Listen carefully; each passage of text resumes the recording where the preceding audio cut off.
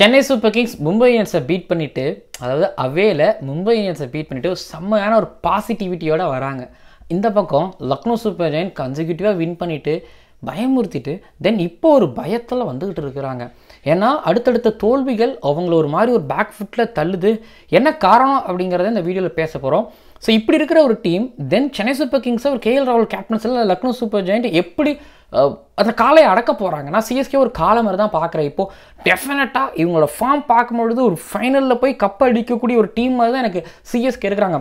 இப்போ அந்த டீமை எப்படி இந்த டீம் ஹோமில் காலை அடக்க மாதிரி அடக்க போகிறாங்க அப்படிங்கிறத எதிர்பார்த்து காத்துக்கிட்டு இருக்கேன். அண்ட் சென்னை சூப்பர் கிங்ஸ் சைட்லேருந்து யார் பெஸ்ட்டாக பண்ண போகிறா, அந்த மேட்சை ஒன்ஸ் அகேன் ஜெயிச்சு கொடுக்க போகிறா.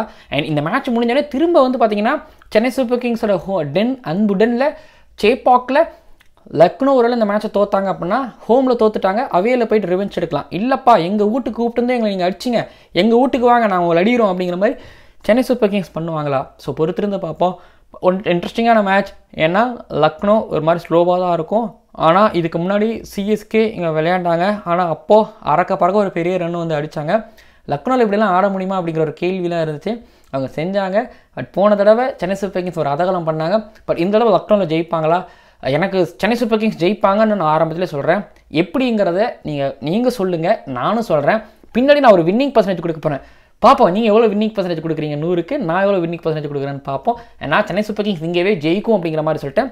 நீங்களும் சொல்லுங்கள், இல்லைப்பா கேஎல் ராகுல் ஃபேன்ஸ் நாங்கள் இருக்கிறோம், நீங்கள் சொல்லுங்கள் பார்த்துக்கலாம், நாங்கள் ஜெயிப்போம் அப்படிங்கிற மாதிரி நீங்கள் சொன்னீங்களா? ஸோ பார்ப்போம். பட் என்னை பொறுத்த வரைக்கும் லக்னோவுக்கு ஜெயிக்க சான்ஸ் இருக்குது. ஆனால் அதிக சான்ஸ் சிஎஸ்கேக்கு இருக்குன்னு நான் பார்க்குறேன். முன்னாடியே பேசிட்டு நிறையாக்கு பேசுவோம். ஜெயலலிதா லேடிஸ் அண்ட் ஜென்டில்மேன், இந்த ஐபிஎல் 2024 மட்டைப்பந்து பாய்ஸில் எக்கானா ஸ்டேடியம் லக்னோவில் நடக்கக்கூடிய Lucknow Super Giant versus Chennai Super Kings மேட்சோட pre analysis and fantasy inspection பார்க்க வந்திருக்கிறீங்க. இன்றைக்கி எலெக்ஷன். ஸோ அதனால் மறக்காமல் ஓட் பண்ணுங்கள். நான் இதுக்கு மேலே தான் ஓட் பண்ண போனோம். இந்த வீடியோ பார்ப்பீங்க நிறைய பேர் காலையில். மறக்காமல் ஓட் பண்ணுங்கள். அதாவது ஓட் பண்ணுறதுக்கு நான் ஒரு நாளைக்கு முன்னாடியே வந்துட்டேன். என்னோடய வீடியோஸ்லாம் பார்த்தீங்கன்னா உங்களுக்கு தெரியும். ஸோ நம்மளோட ஜனநாயக கடமையை ஆற்றிவிட்டு வாருங்கள். இது ஒரு பக்கம். பட் இன்றைக்கி வந்து நடக்குது எலெக்ஷன் ஒரு பக்கம் நடந்தாலும் இன்னொரு பக்கம் வந்து பார்த்தீங்க அப்படின்னா மேட்சஸ் நடந்துக்கிட்டு இருக்குது. ஐபிஎல் மேட்சஸ் கேப் விட்டுருக்கலாங்கிற மாதிரி எனக்கு தோணுச்சு. ஆனால் கேப் விட்டால் T20 வேர்ல்டு கப் கிடைக்குங்கிறது ஒன்று இருந்துக்கிட்டு இருக்குது. ஓகேங்களா? சரி, ஓகே. இந்த மேட்சோட அதாவது லக்னோட pitch report, weather report, toss report பொறுத்த வரைக்கும் டியூ ஃபேக்டர் இருக்காது அப்படின்னு, அதாவது பனி பிரச்சனை இருக்காது அப்படின்னு நான் நம்புகிறேன். ஸோ இப்போது 11ஸ் பொறுத்த வரைக்கும் சென்னை சூப்பர் கிங்ஸில் வந்து முஸ்தபிசுர் ரஹ்மான் இடம் பெறுவாரா? இல்லைனாலும் வந்து பார்த்தீங்க அப்படின்னா அவங்களுக்கு வந்து தீபக் சஹர் மேபி ஆட வைப்பாங்க. முஸ்தபிசுர் ரஹ்மான் ஆனாலும் ஓகே, தென் பிரச்சனை கிடையாது. இப்போ வழக்கம் போல் 11ஸ் பெருசாக சேஞ்ச் பண்ணுறதுன வாய்ப்புகள் இல்லை. டேரல் மிச்சலுக்கு வேலை மொயின் அலி போனாங்கன்னா அது செம்ம இன்ட்ரெஸ்டிங்கான ஒரு டாக்டிக்கலாகவும் நான் பார்க்குறேன். ஏன்னா அதாவது ருத்ராதிக்கு அதில் கேப்டன்ஸில் எல்லாமே நிறைய மாற்றங்கள்லாம் ஏற்படுது. தோனி கேப்டன்ஸில் கூட நம்ம பார்க்க முடியல. ஒருவேளை மொயின் அலி உள்ளே வரத்துக்கு வாய்ப்பு இருக்குது. ஓப்பனராக அவர் அனுப்பிப்போங்க, அடித்து ஸ்மாஷ் பண்ணிட்டு வாங்க. பவர் பிளேயில் எவ்வளோ ரன் அடிக்கிறோமோ அவ்வளோ ரன்னு, கீழே ஷிவ்துவை வச்சு எவ்வளோ ரன் அடிக்கிறோமோ அவ்வளோ ரன்னு, பின்னாடி தோனி வந்து அடிக்கிற ரன் தான் எனக்கு பெரிய ரன்னு. ஸோ மொத்தத்தில் எங்கள் மூணு பேர் சேர்ந்து அடிச்சிங்க கும்பினீங்க அப்படின்னா எனக்கு 180க்கு மேலே ஸ்கோர் வந்துடும். 180 வச்சு லக்னோவில் கண்டிப்பாக நான் வந்து ஃபைட் பண்ணி டிஃபெண்ட் பண்ணுவேன் அப்படிங்கிற மாதிரி ஒரு முடிவுக்கு போனால் ஸோ பார்ப்போம். அண்ட் 11ஸ் பொறுத்த வரைக்கும் இங்கே பெரிய மாற்றம் இல்லை. அந்த பக்கத்துலையும் போன மேட்ச்சில் கல்கட்டாவில் போய் தோத்தாலும் 11ஸில் பெருசாக மாற்றம் இருக்காது அப்படிங்கிற மாதிரி தான் லக்னோ சூப்பர் ஜெயின்ஸ் பொறுத்த வரைக்கும் நான் கண்டிப்பாக நினைக்கிறேன். சென்னை சூப்பர் கிங்ஸ் டாஸை வின் பண்ணாங்க அப்படின்னா அங்கேயே எனக்கு தெரிஞ்சு மேட்ச் முடிஞ்சது மாதிரி நான் பார்க்குறேன். ஒருவேளை லக்னோ டாஸை வின் பண்ணாங்க அப்படின்னா ஃபஸ்ட்டு லக்னோ வந்து பேட் பண்ணி ஒரு பெரிய ஸ்கோர் அடித்து தென் அதை சென்னை சூப்பர் கிங்ஸ் கொடுத்து அந்த ப்ரெஷரை போட்டு ஜெயிக்கலாம். ஏன்னா லக்னோவோட பேட்டிங் லைனப் தென் அவங்களோட பேட்டர்கள் ஸ்ட்ரென்த் அண்ட் வீக்னஸ் அதுதான். ஓகேங்களா? டிகாக் வெரி ஃபயராக போயிட்டுருப்பார். பட் அவுட் ஆகிட்டாருன்னா அவ்வளோதான், முடிஞ்சிச்சு. இப்போ இவங்களோட பேக் போனும் எடுத்துக்கிட்டிங்க அப்படின்னா அதாவது பேக் போன்னா T20 கிரிக்கெட்டில் இவங்க தான். ஓகேங்களா? டிகாக், ஸ்டாய்னிஸ், நிக்லஸ் புரான், இந்த 3 பேர் தான் ஸ்கோரை இன்க்ரீஸ் பண்ணுறவங்க. குருல் பாண்டியா கொஞ்சம், பட் எனக்கு கான்ஃபிடென்ட்டாக இவங்க 3 பேர் தான். கான்ஃபிடென்ட்டாக இவங்க 3 பேர். நிக்லஸ் புரான் தான் ரொம்ப கான்ஃபிடென்ட்டாக, மற்றவங்களாம் எனக்கு கான்ஃபிடென்ட்டே கிடையாது. கேஎல் ராகுல் வந்து நான் இந்த மாதிரி ஆங்கர் இன்னிங்ஸ், பைதோனி ஆங்கர் இன்னிங்ஸ் அந்த மாதிரி தான் வந்து நான் பார்க்குறேன். ஆனால் தீபக் ஹூடாவோட ஃபார்ம், ஸோ சில பேரோட ஃபார்ம், சில பேரோட இன்கன்சிஸ்டன்சி, இதெல்லாமே அவங்கள ஃபஸ்ட் பேட் பண்ண வைங்க. ப்ரெஷரே இல்லாமல் ஆடி ஒரு பெரிய ஒரு ஸ்கோர் பண்ணுங்க அப்படிங்கிற மாதிரி எனக்கு சொல்ல வைக்குது. ஸோ அதாவது டாஸ் கண்டிப்பாக கேஎல் ராகுலுக்கு ரொம்ப முக்கியம். அது ஒன்று இருந்துகிட்டு இருக்கு. ஸோ ஒருவேளை நியூ பாலில் எங்கள் பவுலர்ஸ் அதாவது சமர் ஜோசப், மொசின் கான் அவங்க இப்போவுமே வந்து பார்த்தீங்கன்னா கொஞ்சம் ஒரு மாதிரி நோண்டுறாங்க அப்படிங்கிறனால சிஎஸ்கேவோட பேட்டர்ஸில் வந்து நியூ பாலில் கொஞ்சம் நோண்டலாம் அப்படின்னாலுமே ஓகே. பட் என்னை பொறுத்த வரைக்கும் சிஎஸ்கேவை அப்படி நோண்டுற மாதிரியான ஒரு பவுலிங் இருந்துச்சு, அமைஞ்சிச்சு, இல்லை டிஃபெண்ட் பண்ணிட்டாங்க அப்படின்னா ஓகே. அது 160, 170, 180 மேலே போச்சுன்னா 180க்கு மேலே போச்சுன்னா லக்னோக்கு கொஞ்சம் டேஞ்சர். 180க்குள்ளே வந்து சிஎஸ்கேவை ரெஸ்ட்ரிக்ட் பண்ணணுங்கிறதையும் வந்து ஸோ இங்கே மென்ஷன் பண்ணிக்கிறேன். லக்னோவை பொறுத்த வரைக்கும். சென்னை சூப்பர் கிங்ஸ் பொறுத்த வரைக்கும் அவங்களுக்கு டாஸ் பெரிய பிரச்சனையும் கிடையாது. ஏன்னா அவங்களோட பவுலிங் அட்டாக்கை இவங்களால எடுத்துகிட்டு போயிட முடியும். பிஷ்னோய் அதாவது இப்போ ஒன்றும் இல்லைங்க, மேலே வந்து இப்போ ரஹானேக்கு பதிலாக மொயின் அலியை கொண்டு வராங்க அப்படின்னா அது பெரிய ஒரு மாற்றம். மொயின் அலி இல்லை ரச்சின் ரவீந்திரா இருக்கிறாருன்னா ரச்சின் ரவீந்திரா பவர் பிளேயில் நீங்கள் போய் கொளுத்திட்டு வாங்க, 35 ரன் கொளுத்திட்டு வாங்கன்னா 35 குயிக்காக அடிச்சு ருட்ராஜ் கேக்வாத் கொஞ்சம் தள்ளி பவர் பிளேயில் ஒரு 70-75 ரன் ஒன்று அடிச்சு திரும்ப ஷிவ்முந்த் மிடில் ஓவரில் பிஷ்னோய் வருவார்.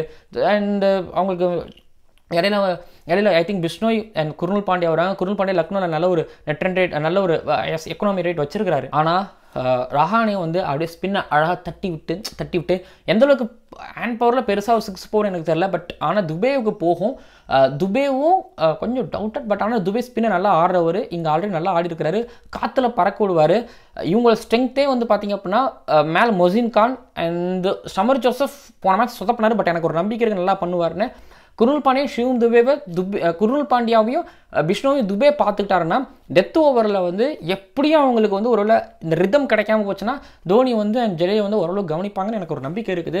பட் எப்படி பார்த்தாலும் மேலே ரச்சின் ரவீந்திரா, கீழே ஸ்பின் ஆடுறதுக்கு ஒரு அஜின்கே ரஹானே, ஷிவம் துபே இருக்கிறாங்க. மேலே நியூ பாலில் ஆடுறதுக்கு இப்போ ருட்ராஜ் கேக்வாத் ஒரு மாதிரி நல்லா வந்திருக்கிறாரு. ஸோ பாசிட்டிவாக இருக்காங்க. அண்ட் அவங்களுக்கு ஃபாஸ்ட் பவுலிங்கே பிரச்சனை இல்லை, ஸ்பின்ன பிரச்சனை இல்லை. ஸ்பின் ஆடுறதுக்கு ஃபாஸ்ட் பவுலிங் ஆடுறதுக்கு ஆள் இருக்குது. டேரல் மிச்சல் சொல்லலாம். பட் டேரல் மிச்சல் எழுந்து வரதுக்கான ஒரு மேட்சாக டேரல் மிச்சலுக்கு தொடர்ந்து வாய்ப்பு கொடுப்பாங்க, அதில் சந்தேகமே கிடையாது. டேரல் மிச்சல் மறுபடியும் ஒரு 30 அது அவர் ஒருத்தர் ஆடணும். அப்படி ஒருத்தர் ஆங்கர் ரோல் ஆடுறவர் ஒருத்தர் இருக்கணும், அது டீமுக்கு தேவை. தென் நான் டேரல் மிச்சலை உள்ளே வச்சிருப்பேன். டேரல் மிச்சல் இருக்கிறது ஒரு வகையில் நல்லதுன்னு நான் நினைப்பேன் சிஎஸ்கே பொறுத்த வரைக்குமே. ஒன்று மொசின் கான் லெஃப்ட் ஆஃப் fast bowler, Ruturaj Gaikwad and then அதுக்கப்புறம் அஜின்கே ரஹானே இவங்களுக்கு ஒரு வேளை எடுத்துட்டாரு. அண்ட் சமர் ஜோசப் மொசின் கானை திரும்ப பவுலிங் போட வச்சு அர்ஷத் கான் மேபி அர்ஷத் கான் வந்தால் துபேவுக்கு ஷார்ட் பால் போட விட்டா துபே ரஹானே ருட்டு மேலே இவங்களை எடுத்துட்டாங்க அப்படின்னா சிஎஸ்கேவோட ஸ்கோர் பன்மடங்கு கம்மியாகும். கேஎல் ராகுல் அண்ட் அவங்களோட பவுலருக்கு பெரிய ஒரு சேலஞ்ச் இங்கே காத்துக்கிட்டு இருக்கு. பட் சிஎஸ்கே இதை உடைப்பாங்க அப்படின்னு நான் பிலீவ் பண்ணுறேன். பட் ஒருவேளை லக்னோ சூப்பர் ஜெயின்ஸ் இதை உடைச்சாங்கன்னா மேட்ச் இன்ட்ரெஸ்ட்டாக இருக்கும் அப்படிங்கிறதையும் நான் நம்புறேன். தென் இது ஒரு பக்கம் அப்படின்னா அடுத்து லக்னோட பேட்டிங் அண்ட் சிஎஸ்கேவோட பவுலிங். சிஎஸ்கேவோட பவுலிங் வந்து நான் ஆரம்பத்தில் சொன்ன மாதிரி தான், அதாவது அந்த பவுலிங் புரிஞ்சிக்கவே முடியல ஓகேங்களா. பட் இந்த பக்கம் லக்னோட பேட்டிங்கை பற்றி சொல்லும்பொழுது நான் முன்னாடியே சொல்லிட்டேன்ல, அதாவது அங்கே அடிச்சு பிடிக்கிறது பக்கா T20 batters நிக்லஸ் Pooran, Stannis, Quinton de Kock, KL ராகுல். பட் ஆனால் கேஎல் ராகுல் எனக்கு T20 அவ்வளோ இம்ப்ரெசிவாக இருந்தது இதுக்கு முன்னாடி வரைக்கும் இருந்ததில்லை. இப்போ டேரல் மிச்சல் ஆடுற இன்னிங்ஸை கேஎல் ராகுல் அங்கே ஆடுறாரு, ஆங்கர் இன்னிங்ஸ். அதே போல் பதோனி ஆடுறாரு, தீபக் கூட ஒரு மாதிரி தடுமாறிட்டு இருக்கிறாருங்கும் பொழுது அங்கே 3 பேட்டர்ஸில் வந்து 2 பேட்டர்ஸ் வந்து அன்ப்ராமிசிங்காக இருக்காங்க, ஒருத்தர் ப்ராமிசிங்காக இருக்காங்க.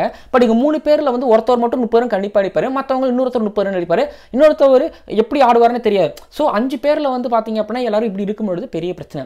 சிஎஸ்கே பொறுத்தவரை ஒரு சின்ன பிரச்சனை கிடைச்சதுன்னு வைங்களேன், அதை ஊதி பெருசாக பலூன் ஊதிடுவாங்க.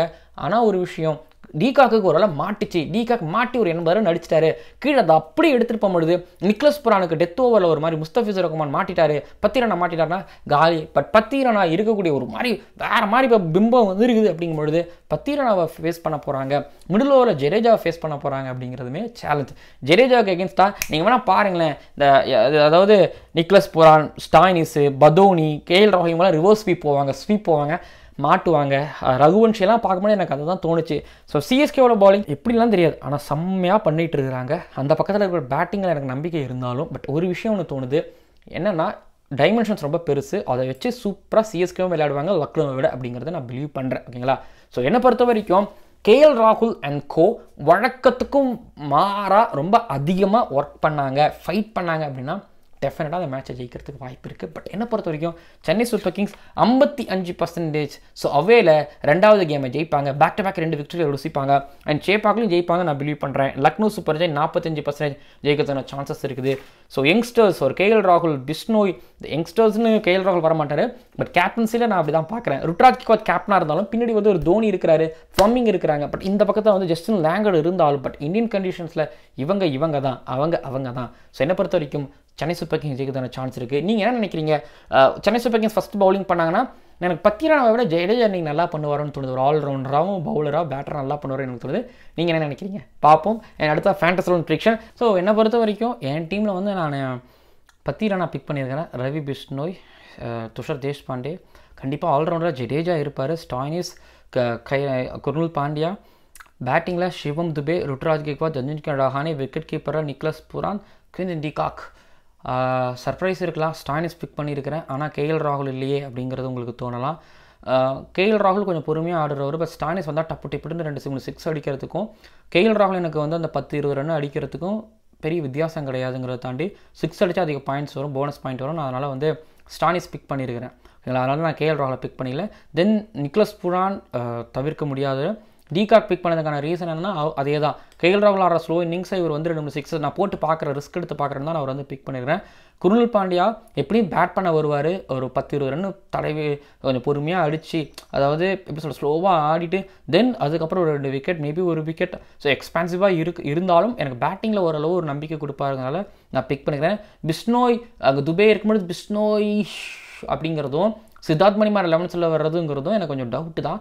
பட் பிஷ்னோய் பிக் பண்ணியிருக்கிறேன். எனக்கு அங்கேருந்து பிஷ்னோயை தாண்டி மொசின் கான், மேபி மொசின் கான் போயிருக்கேன். ஓகேங்களா, என் டீமில் நான் வந்து சைடில் நீங்கள் பிஷ்னோய் பார்க்கலாம். பட் மொசின் கான் நான் பிக் பண்ணிக்கிறேன். மொசின் கானை பிக் பண்ணிக்கிறேன். அண்டு இதுதான் டீம். பத்திரனா கண்டிப்பாக நம்மளுக்கு வந்து ஒரு எம்விபியாக இருப்பார், விக்கெட் டேக்கராக இல்லைனாலும். ஸோ பிக் பண்ணியிருக்கேங்க. துஷார் தேஷ்பாண்டே ஒய் நாட், ஏன்னா எனக்கு ஸ்லோ ரன் கொஞ்சம் இங்கே ஒர்க் அவுட் ஆகுங்கிறதுனால நான் துஷார் தேஷ்பாண்டேவை ப்ளஸ் ஒரு மாதிரி நல்லா பேஸ், ஒரு நல்ல ஒரு ஃபீல்ட் செட் அவருக்கு பண்ணி கொடுக்கும்போது விக்கெட் விழுது.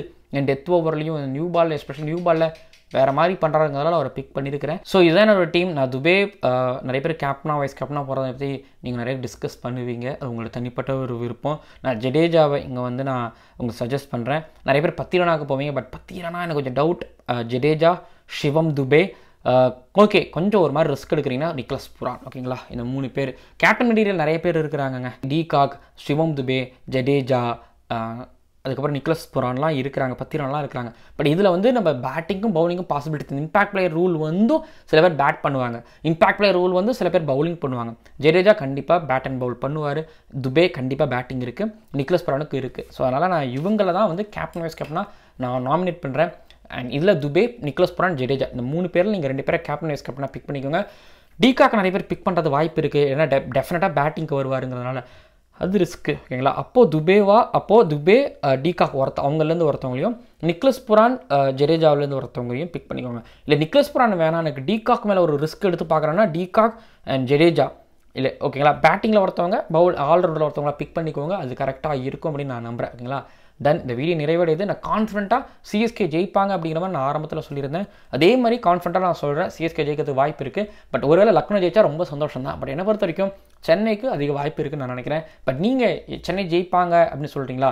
இல்லை கேஎல் ராகுல் பாருங்கள் பவுன்ஸ் பேக் ஆகி ஒரு ஒருத்தவங்களோட டீமில்.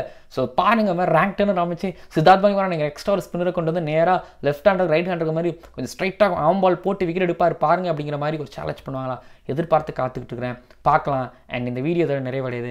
மறக்காமல் சப்ஸ்கிரைப் பண்ணுங்கள், பக்கத்தில் இருக்க பெல் ஐக்கனை கிளிக் பண்ணுங்கள். அண்ட் இதே மாதிரி எக்கச்சக்கமான வீடியோஸ் வருது, மறக்காமல் ஓட் பண்ணுங்கள். அண்ட் எத்தனை பேர் ஓட் பண்ணிட்டீங்கிறத இந்த வீடியோக்கு கீழே வந்து கமெண்ட் பண்ணுங்கள். இந்த வீடியோ அப்லோட் ஆகும்பொழுது காலைல ஒரு 7 மணி இருக்கும். நான் காலையிலே ஓட்டு போட்டுட்டு கொஞ்சம் மதியம் ஊரில் கொஞ்சம் வேலை இருக்குது முடிச்சுட்டு நைட்டு மேட்ச் பார்த்துட்டு நைட்டு உங்களுக்கு ரிவ்யூ கொடுக்குறேன். பாருங்கள், மறக்காமல் சப்ஸ்கிரைப் பண்ணுங்கள், பக்கத்தில் பெல் ஐக்கன் கிளிக் பண்ணுங்கள். பார்க்கலாம்.